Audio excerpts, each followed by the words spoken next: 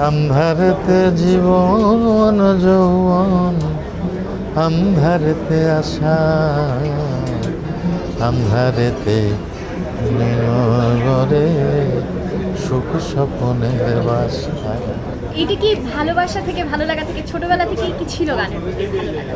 গান তো সবসময় শুনতে ভালো লাগে, গুনগুন করে গাইতেও ভালো লাগে।